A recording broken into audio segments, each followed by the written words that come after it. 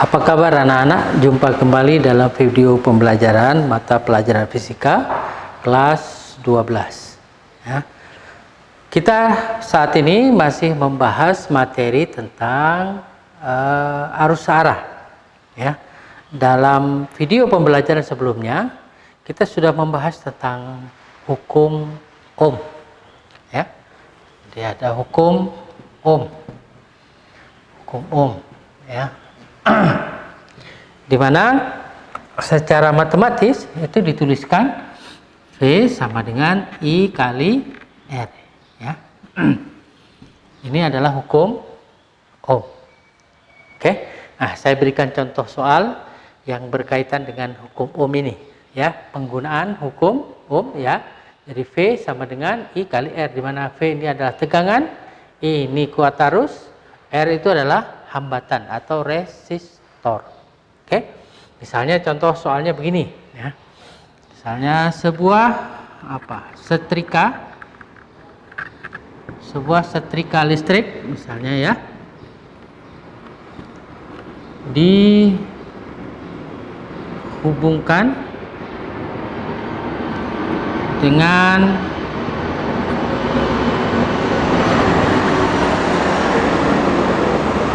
tegangan 200 ya, dihubungkan dengan tegangan 220 volt misalnya ya. Terus hitung misalnya hambatan setrika ya, jika arus yang mengalir ya, tentu saja arus yang mengalir di dalam setrika misalnya 10 ampere ya. Jadi sebuah setrika listrik dihubungkan dengan tegangan 220 volt misalnya, lalu hitung hambatan setrika jika arus yang mengalir 10 ampere. Oke. Nah, mari kita jawab ya. Kita lihat dari soal ini diketahui tegangan gitu ya, tegangannya 220 volt. Oke. Terus apa lagi? Arus listrik. Nah, I 10 ampere. Itu ya.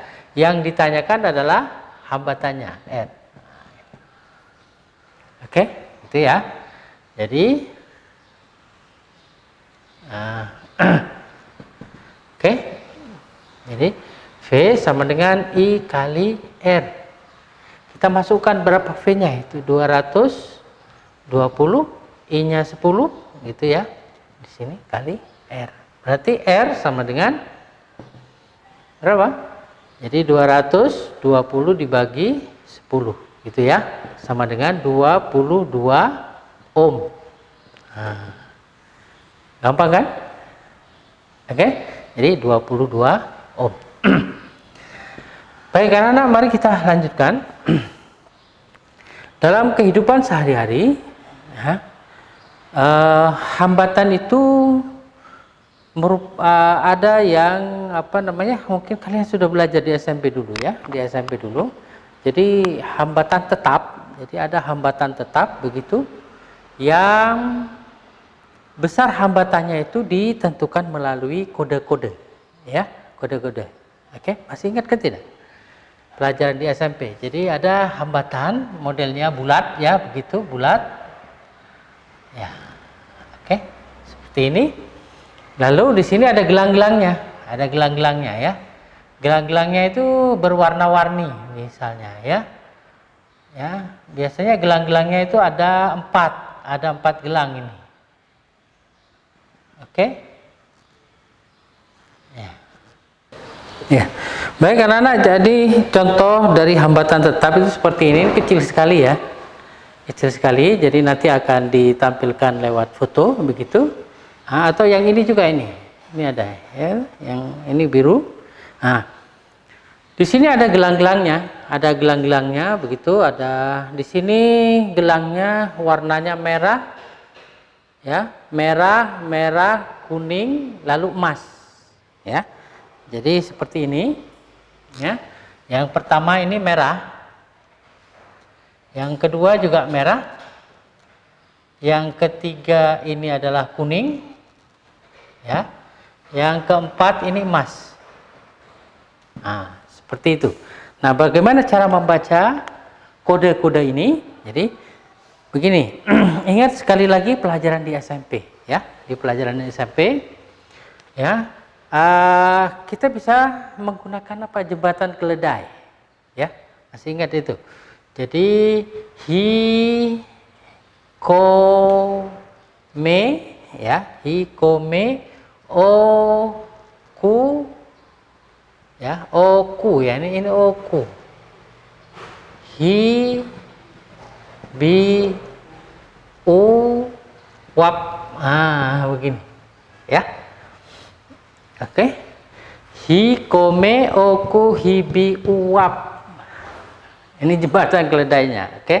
Jadi hitam ini 0, ya, hitam itu 0, oke. Ini CO, koko, ya, itu adalah coklat, coklat itu 1, ya. Me ini adalah merah, ya, merah itu 2, ya.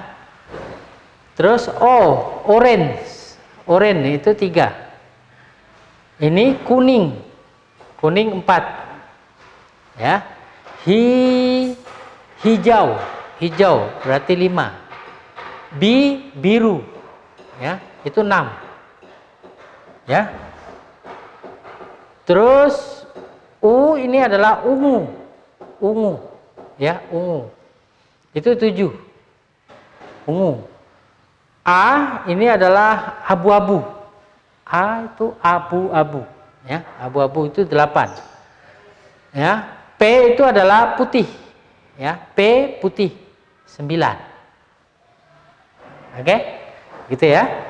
Jadi ingat-ingat ini jembatan keledainya hikome, oko, hibi, uwap, begitu. Jadi biar urut kita gampang untuk mengingatnya, ya. Jadi mulai dari hitam itu 0, coklat, merah, oranye, kuning, hijau, biru, ungu, abu-abu, putih, ya. Nah, cara membacanya adalah misalnya seperti ini, ya, merah, oke. Jadi merah, ya, kita tulis berapa ini? Merah di sini 2. Ya, oke.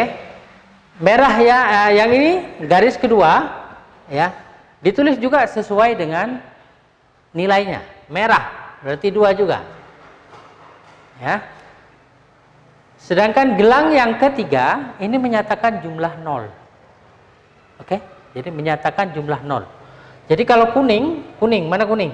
Nah, ini 4, berarti 0-nya ada 4, oke.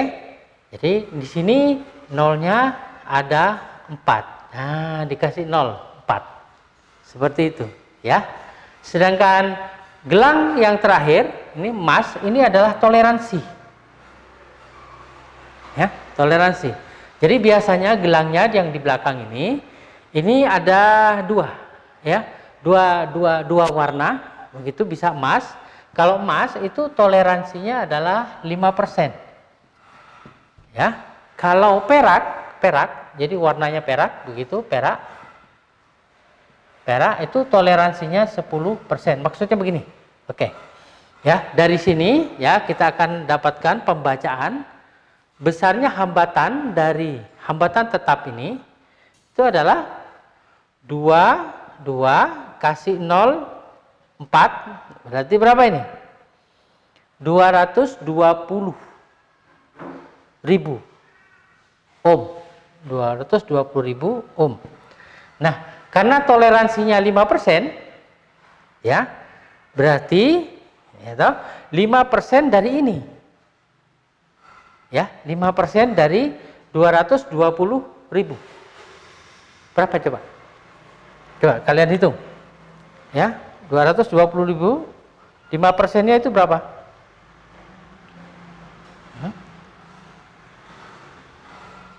Oke. Berapa? 11.000, ya. Oke.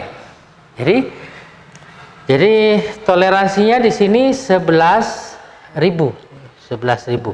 Itu artinya apa? Nah, artinya R-nya itu adalah R begitu sama dengan 220.000 ohm plus minus ya. Plus minus 11.000. Ya, plus minus 11.000 ohm. Artinya ya, hambatan itu nilainya bisa R sama dengan tambah 11.000. Berarti 231.000 ohm atau R sama dengan dikurangi 11.000. Berarti berapa? 209.000 ohm. Nah, seperti ini. Oke? Ya. Ini sekedar mengingatkan kembali ya, pengetahuan tentang bagaimana cara membaca besarnya hambatan ya yang tertera pada hambatan tetap ini. Jadi membaca gelang-gelangnya ini ya. Warna, ada warna apa? Merah, kalau seperti ini ya merah, kuning, lalu emas. Ya. Begitu. Ya. Ini cara membaca besar hambatan yang tertera pada sebuah hambatan ya, seperti ini. Nanti akan diperbesar gambarnya. Ya, akan diperbesar gambarnya. Nanti kalian bisa lihat di video ini. Baik, anak-anak, mari kita lanjutkan. Dalam sebuah penghantar logam misalnya, ya dalam sebuah penghantar logam, besar hambatan itu sangat ditentukan ya besarnya oleh, coba mari kita gunakan logika ya. Jadi yang mempengaruhi besar hambatan ya, jadi yang mempengaruhi besar hambatan dalam suatu penghantar ya, dalam suatu penghantar ya itu. Jadi hasil penelitian menunjukkan bahwasanya dalam sebuah penghantar itu yaitu hambatan itu sangat ditentukan oleh besarnya panjang penghantar. Jadi makin besar, makin panjang penghantarnya, maka hambatannya akan semakin besar ya. Dan dipengaruhi juga oleh luas penampang dari penghantar itu. Jadi luas penampangnya. Jadi misalnya ini ada sebuah penghantar begini, nah, gitu ya. Jadi ini misalnya panjangnya L, nah ini luas penampangnya A. Oke, ternyata dari hasil penelitian itu ditemukan bahwa makin besar penampang dari sebuah penghantar, maka hambatannya akan semakin kecil. Begitu ya. Jadi saya ulangi sekali lagi, saya ingatkan ya. Jadi ternyata besar hambatan dalam sebuah penghantar itu tergantung kepada panjang penghantar. Makin panjang penghantarnya, makin besar hambatannya. Lalu berbanding terbalik dengan luas penampang dari penghantar itu. Jadi kalau luas penampangnya besar, hambatannya menjadi kecil. Ini hasil penelitian. Oke? Nah, kita lihat di sini satuannya kan beda ya. Satuan antara di sini hambatan satuannya ohm, di sini panjang dan luas satuannya meter. Nah, untuk menyamakan satuan antara ruas kiri dan kanan, maka ruas kanan ini dikalikan dengan sebuah konstanta. Nah, seperti ini. Oke? Selanjutnya ya, konstanta ini disebut dengan hambatan jenis. Ya, jadi, oke, ini disebut dengan hambatan jenis. Oke, seperti itu. Ya, Tentu saja satuannya mengikuti yang ada di sini, ya. Apa itu? Kira-kira ini. Hambatan satuannya adalah ohm meter, ya. Jadi hambatan jenis ohm meter. Oke? Jadi L ini adalah panjang penghantar, satuannya meter. Ya, A ini adalah luas penampang. Luas penampang dari penghantar, satuannya adalah meter persegi. Ya, seperti itu.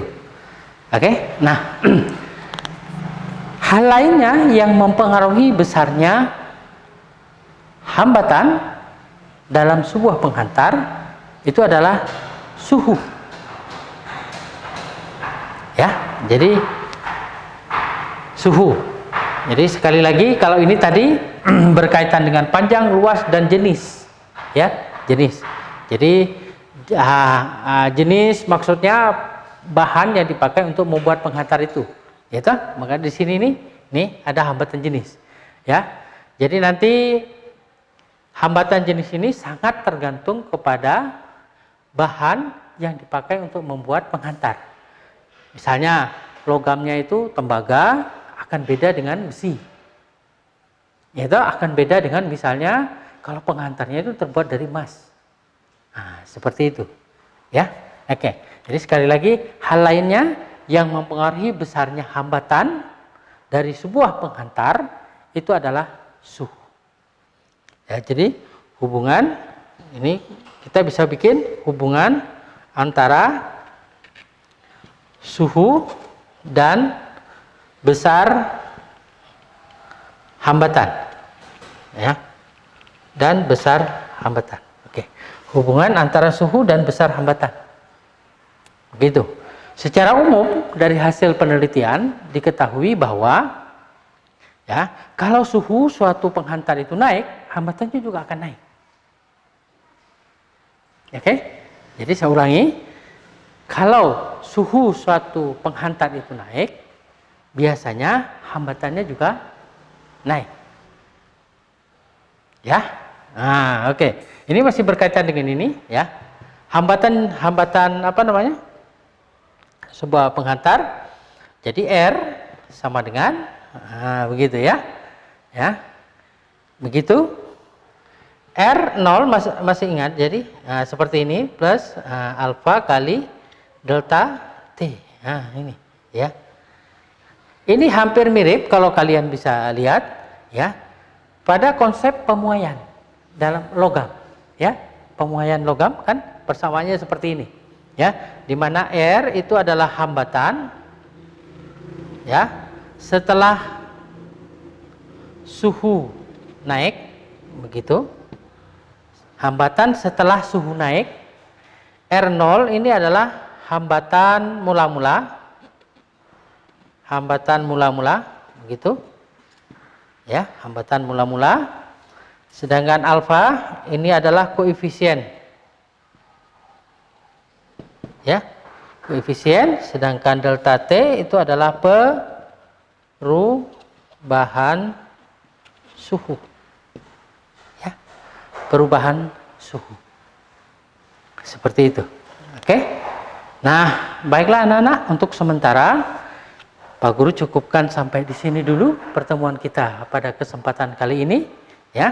Nanti pada pertemuan berikutnya saya akan berikan contoh-contoh soal yang berkaitan dengan persamaan-persamaan yang baru saja kita bahas, yaitu ini, ya, ya.